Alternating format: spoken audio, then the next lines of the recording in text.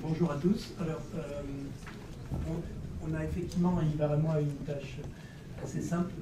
Il nous faut en deux mots décrire la Fondation du risque et l'Institut du Bachelier, ainsi que ce qui se fait dans la chaire transition démographique et transition économique. Alors, je commencerai tout simplement en vous décrivant brièvement la Fondation du risque, qui est une fondation reconnue d'utilité publique, qui a été créée en 2007 et qui abrite donc des chaires de recherche, ce que nous entendons par chaire de recherche, et celle de Jean-Hervé dans les illustrations.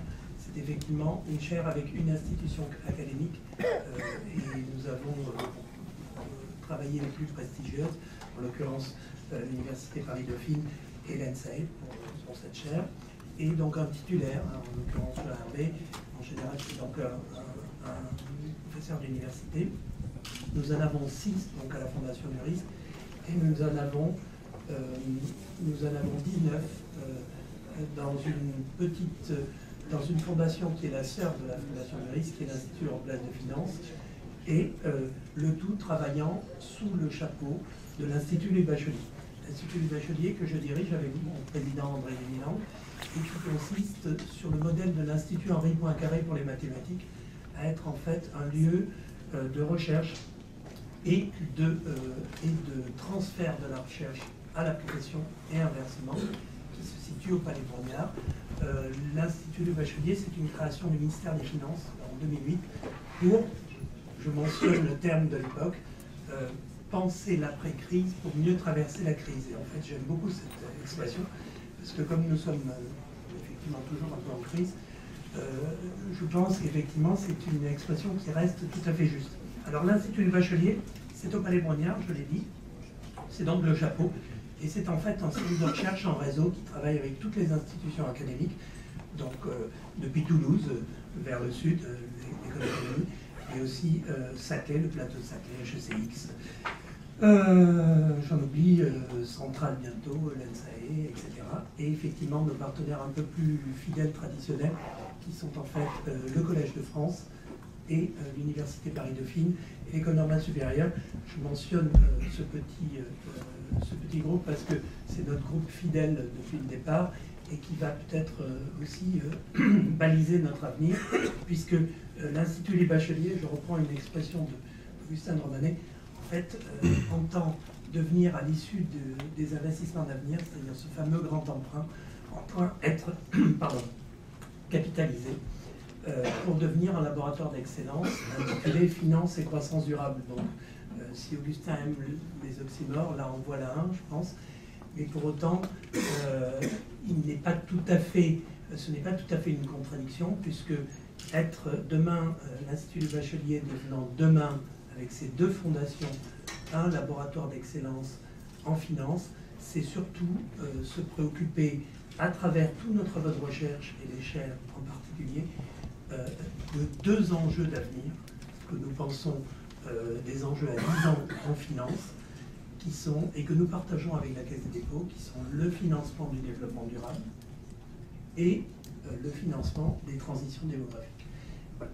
Donc, nous espérons, au bout, je dirais, de cet exercice investissement d'avenir au grand emprunt, avoir les capacités, au Palais Brongniart ou ailleurs, d'être, pour la place de Paris, un lieu de création, de réflexion pour les enjeux majeurs des 10 prochaines années en finance. Pour conclure, avant de passer la parole à Ivar Ekland, qui lui dirige notre conseil scientifique, qui va vous parler un peu plus du quotidien des travaux, pour, je dirais, aboutir à une expression que Jean-Hervé avait utilisée il y a 2 ans, lorsque nous avons commencé nos travaux sur le laboratoire d'excellence du futur, qui est de redonner du sens à la finance. Donc là, encore peut-être un oxymore, en tout cas sûrement pas une contradiction, au vu de ce que vous allez faire toute la journée. Voilà. Merci. Ivar, alors ça me fait vraiment plaisir, parce qu'il faut reconnaître que la première fois que j'ai rencontré Ivar, c'était il y a 25 ans. Pas loin d'ici. Et voilà, c'était juste à côté, c'était dans une filiale de la Caisse des dépôts, et donc en fait, c'est amusant comme quoi. C'est un plaisir. C'est un grand plaisir. C'est bien un grand plaisir de se retrouver à la Caisse des dépôts. avec tous les visages. Merci de nous accueillir. Alors, je voudrais commencer en disant que je voudrais dire que c'est un excellent moment pour la théorie économique. Un moment merveilleux. Parce que ce qui a marché depuis 50 ans ne marche plus. C'est très bien. Alors, pendant 50 ans, les gens sont sur des ronrons, des choses comme ça marche. Et brusquement, ça ne marche plus. Et c'est merveilleux parce que c'est le moment où il faut vraiment se poser des questions. C'est le moment où on se remet en question, on se dit, si ça ne marche pas, donc il faut refaire des choses, il faut se reposer des questions. C'est un moment merveilleux pour la théorie, c'est le moment où ce qui ne marchait plus, où l'ancien modèle se casse, ça ne marche plus, donc il faut construire quelque chose de nouveau. C'est vraiment le moment où on a besoin de comprendre, on a besoin de théorie. Bien, alors pour vous regardez vous-même, par exemple, au moment de la crise actuelle, vous revoyez ressortir un débat qui semblait oublié, le débat entre les néoclassiques et les keynésiens. On reparle effectivement de la fonction de demande, on reparle de la liquidité, on reparle de la monnaie comme valeur, on repense la monnaie. Et vous voyez en ce moment deux théories économiques s'affronter. Donc vous voyez ça. Mais on voit, c'est ce qui se passe en ce moment, mais je pense que le phénomène est beaucoup plus profond. Depuis 50 ans, ça a été ma génération, nous avons reconstruit un pays. Ça a été les 30 Glorieuses. Moi, je suis né en 1944, et on a construit la France, l'Europe, après la guerre. Et pendant tout ce temps-là, la préoccupation, pour schématiser, ça a été le PIB. Comment va-t-on augmenter le PIB? Ça a été ça pendant 50 ans, le marché, etc., tous les développements, Friedman, la libéralisation, etc., ça a été ça, la croissance. Mais maintenant, on voit apparaître d'autres problèmes pour d'excellentes raisons. Alors, il y a le vieillissement. Effectivement, il apparaît maintenant parce qu'à cause, ne serait-ce qu'à cause de l'allongement de la durée de la vie, à cause des retraites, du régime des retraites. Enfin, il y a d'excellentes raisons pour lesquelles on parle de ce problème maintenant et qu'il apparaisse comme un problème majeur alors qu'il n'était pas il y a 50 ans. Il y a le vieillissement. Et nous sommes à la Fondation du risque extrêmement heureux qu'il y ait une chaire qui se consacre spécifiquement à ce problème. Mais il n'y a pas que le vieillissement, et je pense qu'il faut replacer ce problème-là dans un contexte beaucoup plus large. Il y a la jeunesse.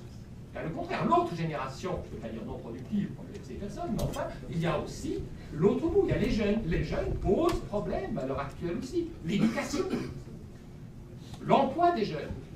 Ça, c'est encore un problème qui n'existait pas, et qui est un gros problème de société. C'est un risque, ça aussi. Donc il y a le vieillissement d'un côté, et il y a maintenant également le problème, je ne vais pas l'appeler, de la jeunesse de l'autre. Comment on traite économiquement ce problème-là? Comment on forme la formation? Quelle est la croissance aussi? Là aussi. La jeunesse, c'est un problème. Mais il n'y a pas que ça. Il y a le problème, je remarque d'ailleurs que la chaire s'appelle non seulement vieillissement, mais vieillissement et transition démographique. Il y a d'autres transitions démographiques. Il y a l'immigration. Là aussi. Si on veut faire rajeunir la population, moi je viens du Canada, au Canada, c'est facile. Au Canada, je crois, il y a 30 millions d'habitants et il y a 300 000 immigrés par an. Ça marche très bien. C'est un autre volet de la question. On ne peut pas les traiter séparément. Le vieillissement fait partie d'un ensemble. Transition démographique, l'immigration aussi.